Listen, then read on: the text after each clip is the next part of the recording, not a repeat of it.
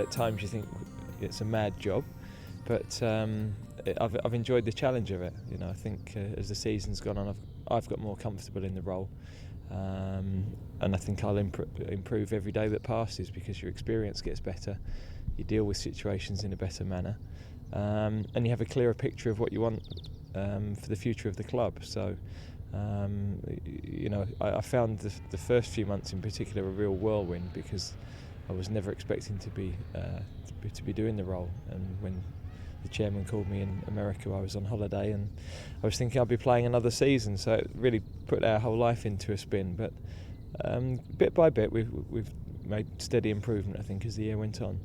And one of the things that the people focused on, Gareth, was of course qualifications or lack of them. You're at Lilleshall at the moment going through that process. How tough has it been to combine both studying and also being a manager as well?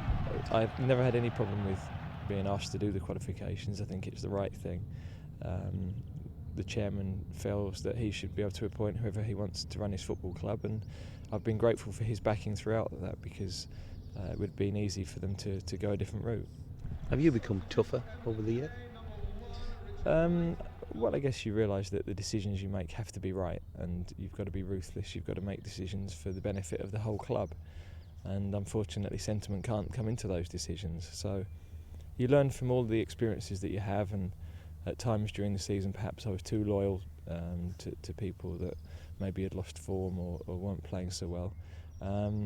But I had a group of players that were giving me absolutely everything, and I think as a manager you can accept a lack of quality at times if people are giving you absolutely maximum effort. Your first signing, Julio Arca, has proved to be a very wise investment indeed. He's had a terrific season, albeit one or two occasions, of course, disrupted with injury. Yes, I mean, I think one of the hardest things for us was that Julio was our only new signing at the start of the season, and he got injured in the first game. And you know, people have said to me since, he couldn't play left back, but you know, he was doing okay for 20 minutes. We were 2-0 up at Reading, and then he broke his foot and played with a broken foot for the last 15 when we got a bit of a run around. So my belief is that good players can play anywhere, and Julio showed that by adapting to a position that he'd never played before and filling it with some aplomb. One of the key acquisitions possibly has been Jonathan Woodgate. He arrived initially on loan. Did it take much persuading to get him to come along? I think there's no question that the fact it was his hometown club had a big impact on his decision. I think that, you know, very often when we're trying to bring players to Middlesbrough, our location, the geography of where we are, makes things difficult because players often want to go to London. For Jonathan, I think coming home, having had the experience he'd had in Madrid, was a big factor for him. So he's been fantastic for us. You know, I think the impact he had, that first game in particular at Arsenal, where people were saying how's he going to adapt back into the Premier League, and it gave a magnificent display, as good as I've seen from a centre half. And I think you need that stability in your team. Sad thing was the cup run came to an end against Manchester United. Football is so often full of if-onlys. Look back to the game at the Riverside, and then of course a Cristiano Ronaldo penalty at Old Trafford.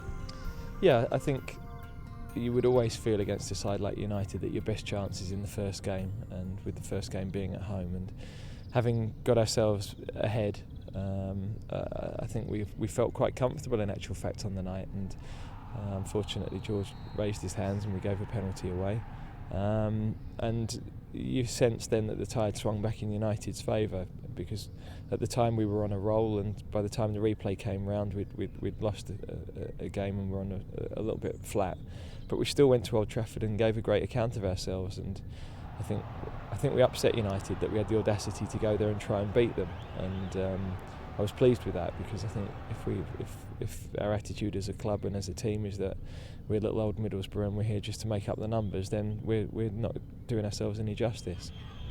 19 goals for the season. How would you assess the contribution of Mark Viduka? Well, I mean, throughout he was very supportive of what I was trying to do. I think we missed him when he was out with his broken foot for the early part of the season. And then from Christmas onwards, when he came back, he was a real talisman for us, and provided not only the goals but the build-up play, the link-up play. And there were some afternoons where he was almost unplayable for the opposition. So he was a major contributor for us. And obviously a player you tried desperately hard to retain his services at the football club, but not to be. No, and that's a regret for me, because I think he enjoyed his football with us. I think we did everything we could as a club to try and keep him.